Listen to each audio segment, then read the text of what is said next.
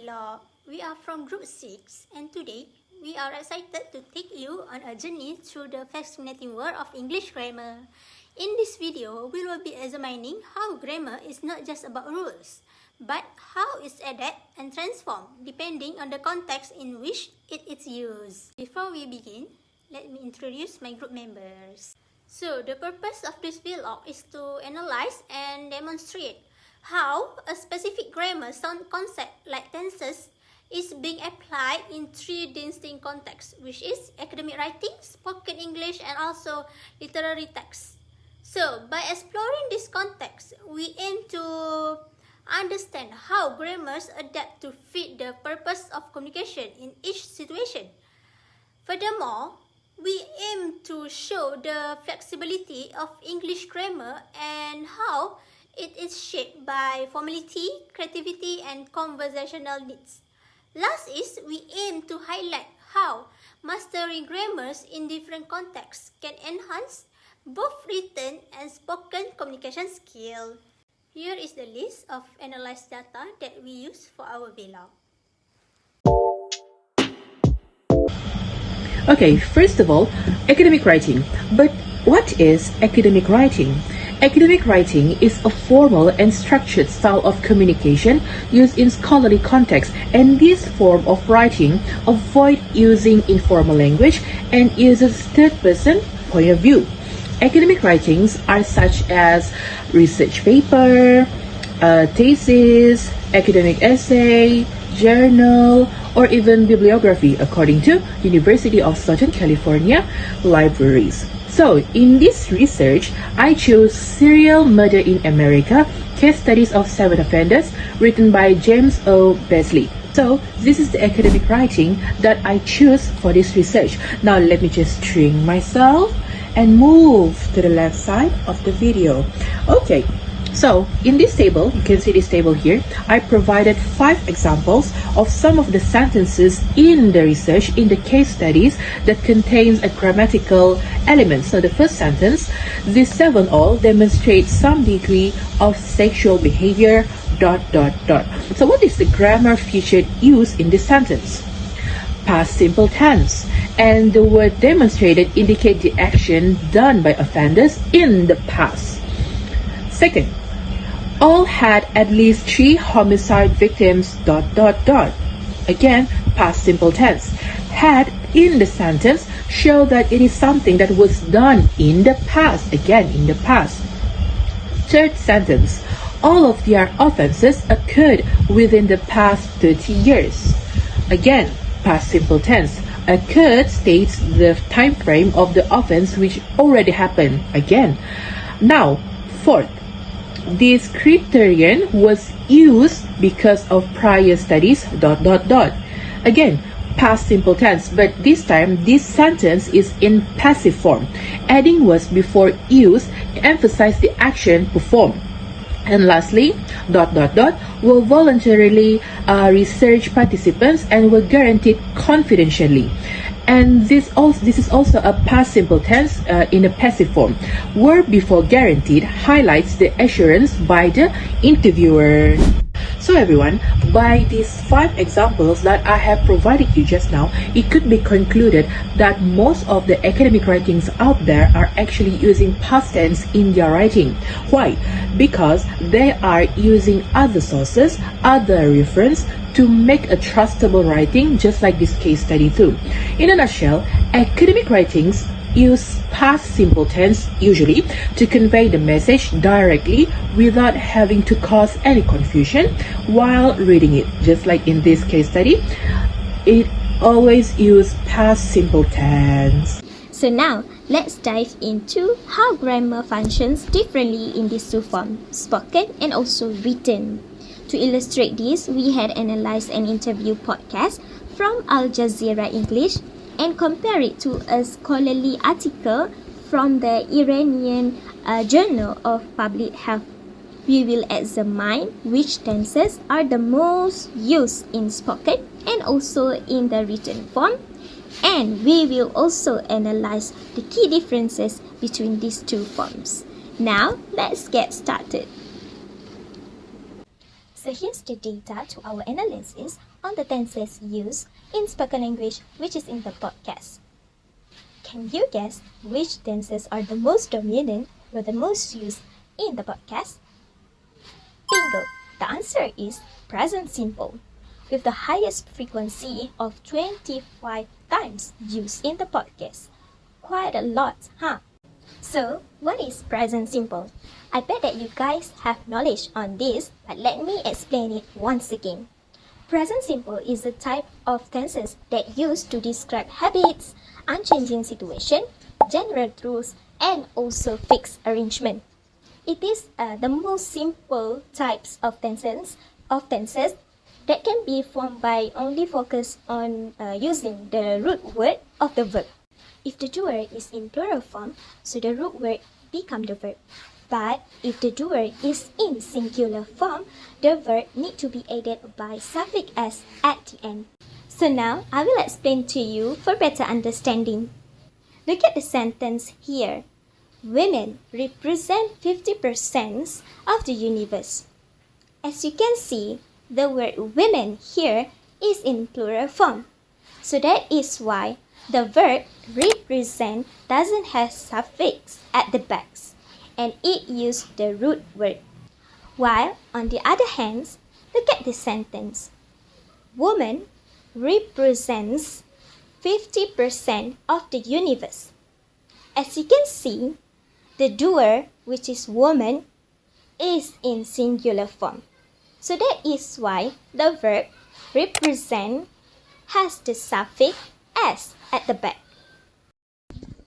Now, let us analyze on the second form, which is the written form. So here's the result to our analysis. Present simple also was the most used tense in the written form. The result was quite unexpected for me. Why?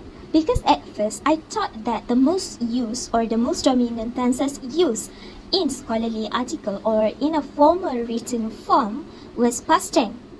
Why? This is because in scholarly article, it is you made the experiment or you made the research first, right? You did it first and then you present it into the formal written, right? But it turns out differently from my analysis, which is the result is present simple. Alright, so this section will explain on the key differences between the spoken and also written language. The first one, in the terms of formality, I guess that everyone noticed that spoken language is more casual and more informal compared to the written form, right? This is because it often incorporating the colloquialism, slangs, and also contractions to make it more naturally and relatable with the other person whom you're talking to.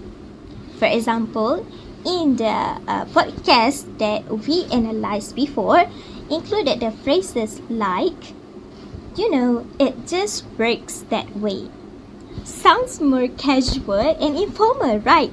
While on the other hand, the written forms are more formal compared to the spoken language. This is because we want to show our professionalism and clarity, so we avoid the use of slangs, contractions, and also colloquialism. For example, in the article states, lifestyle has a significant influence on the physical and mental health of human beings. It sounds more formal, right?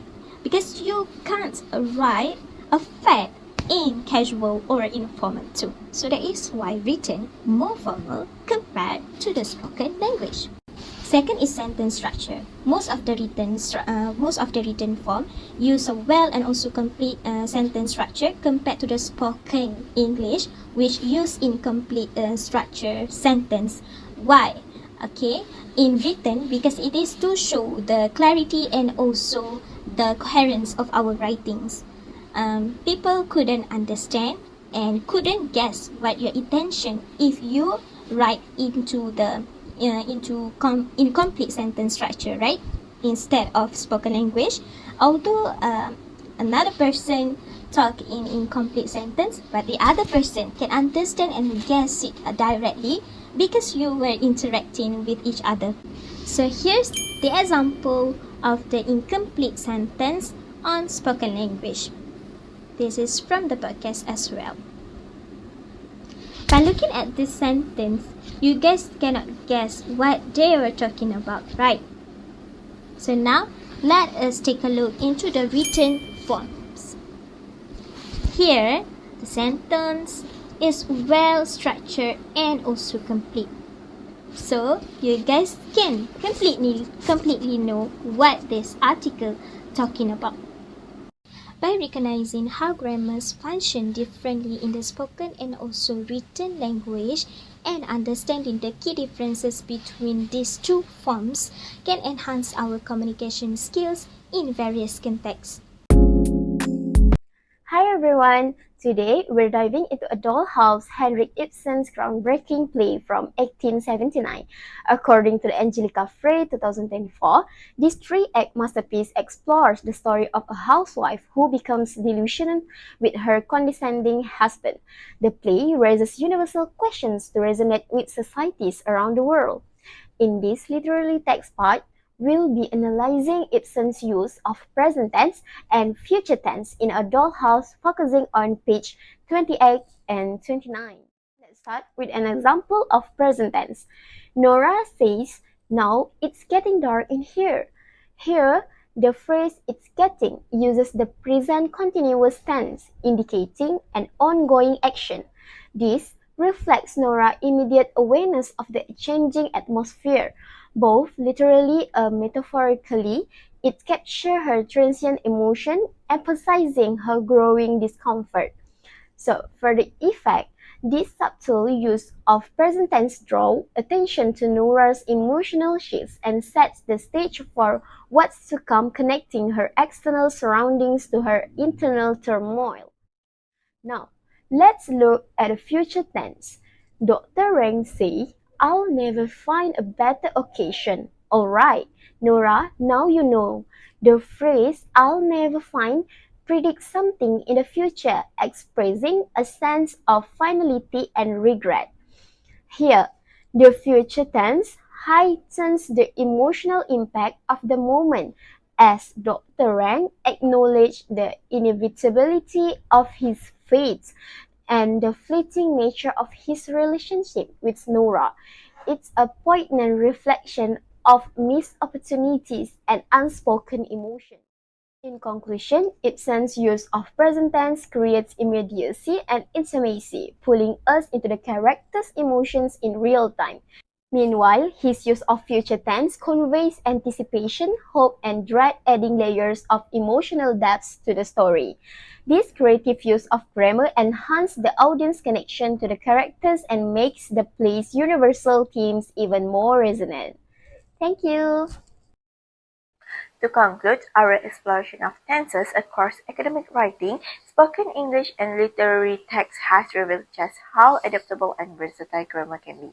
In academic writing, tenses serve a formal purpose, helping to present ideas clearly and precisely. Whether discussing established facts in the present tense, referring to past research, or speculating about the future, tenses in this context are all about accuracy and clarity. In contrast, spoken English highlights the practical and dynamic nature of tenses. Conversations often shift between tenses to match the flow of real-time interaction, reflecting the spontaneity and immediacy of spoken communication. This demonstrates how grammar in speech is used flexibly to respond to the needs of the moment. When we turn to the literary text, the creative potential of tenses truly comes to life. Writers use tenses not just to tell a story, but to create atmosphere, evoke emotion, and immerse readers in different time frames. A well-crafted use of tenses can transport readers to their past, keep them in their present, or hint at a mysterious future, adding depth and richness to the narrative. What this analysis shows is that grammar is not a rigid set of rules, but a tool that adapts to context, purpose, and audience. By understanding how tenses function differently in this context, we can enhance our own communication skills, both written and spoken. Ultimately, mastering grammar allows us to express ourselves more effectively and creatively, no matter the situation.